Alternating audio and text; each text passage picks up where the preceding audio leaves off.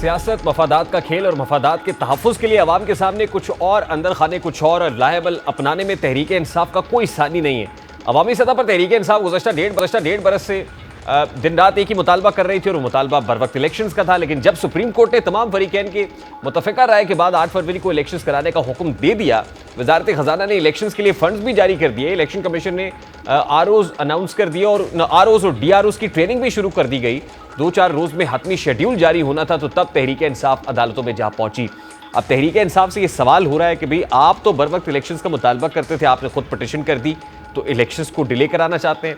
आज ही election commission दफ्तर के बाहर बैरिस्टर अली जफर से जब ये सवाल हुआ तो उन्होंने सिरे से इनकार कर दिया कि तहरीक इंसाफ की तो पटिशन ही नहीं है और हाई कोर्ट के अंदर है। जबकि पाकिस्तान तहरीक इंसाफ के अपने ही वकील ये दावा करते हैं कि ये तो इमरान खान की इंस्ट्रक्शंस के ऊपर पटिशन की गई है, यानी पीटीआई इस मामले पर भी कंफ्यूज्ड है।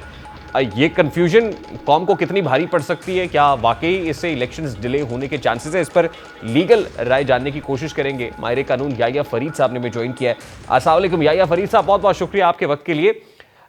ये जो लाहौर हाई कोर्ट का इंटरिम ऑर्डर आया है आरओज़ और डीआरओज़ से मुताल्लिक, अब इसके ऊपर लार्जर बेंच प्रॉब्ली कॉन्स्टिट्यूट होगा, क्या इससे वाकई इलेक्शंस डिले हो सकते हैं? या इलेक्शन कमीशन ऑफ पाकिस्तान को जो शेड्यूल जारी करना था 54 रोज पहले का, अभी तक जारी नहीं हुआ है, क्या मजीद प्रोलॉन्ग हो जाएगा ये मामला?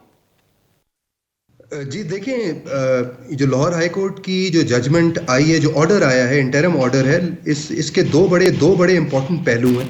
पहला तो एक टेक्निकली मैं इसके ऊपर बात कर लूं। देखें, section 51B and section 51(1) of elections act जो एम्पावर करता है कि इलेक्शन कमीशन ऑफ पाकिस्तान ने अपॉइंट करने होते हैं डीआरओज और आरओज, जिसके लिए प्रोविंशियल गवर्नमेंट या government list of officers nominate करता है। देखिए, ये तो 5-6 डेकेड से पाकिस्तान का एक एस्टैब्लिश सिस्टम था। इसी सिस्टम के ऊपर पाकिस्तान के जितने भी पास्ट के इलेक्शंस हैं वो होल्ड हुए थे।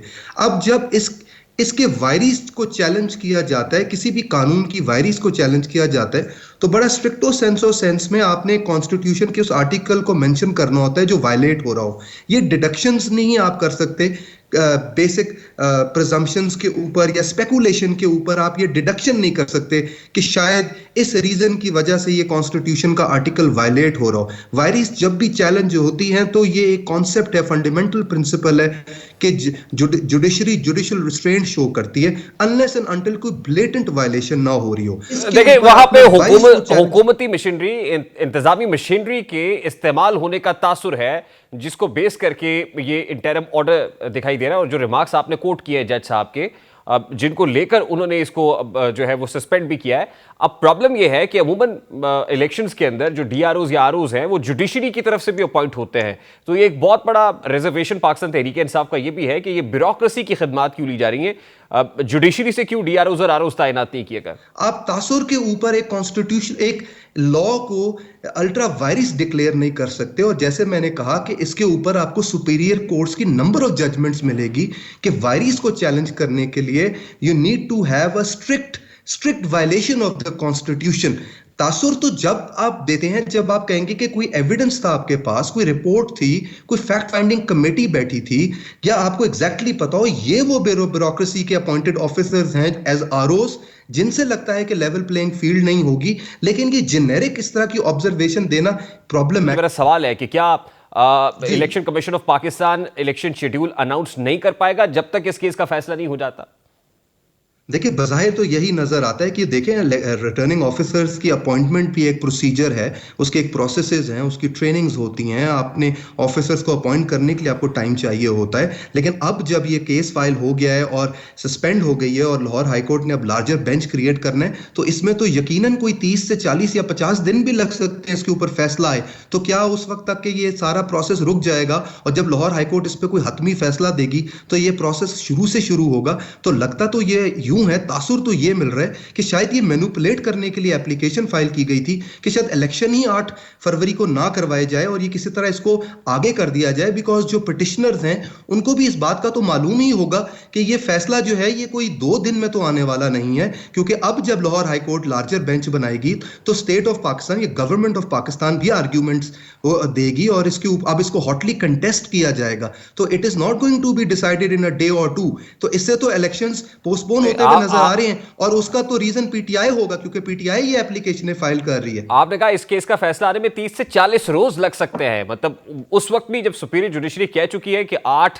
फरवरी को इंतखाबात पत्थर पे लकीर है, तो क्या ये सबसे ज्यादा इंपॉर्टेंट केस नहीं होना चाहिए कि फौरी तौर पर इस केस को डिसाइड करके लार्जर बेंच को पोस्ट करके इस केस का फैसला किया जाए?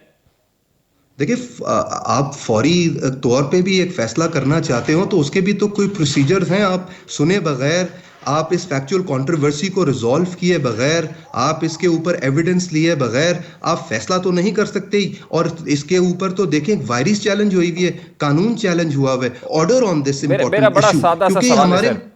लास्टली 8 फरवरी को इंतखाबात की तारीख जो सुपीरियर जुडिशरी ने, जस्टिस काजी फायजीसा ने कहा था पत्थर पे लकीर है, इस पर कोई कयास आराई नहीं होनी चाहिए। इलेक्शन कमीशन ऑफ पाकिस्तान ने पेमरा को लिखा था कि इसके ऊपर स्पेकुलेशंस नहीं होनी चाहिए। अब उस 8 फरवरी के उस फैसले के ऊपर सुपीरियर जुडिशरी कैसे पैरा देगी?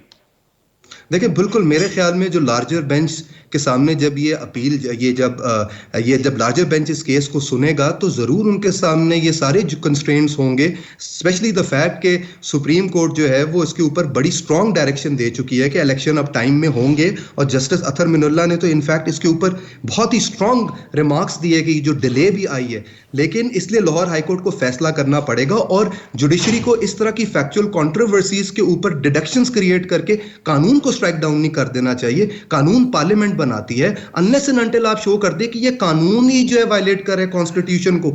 बहुत बहुत शुक्रिया याया फरीद साहब हमारे साथ मौजूद थे।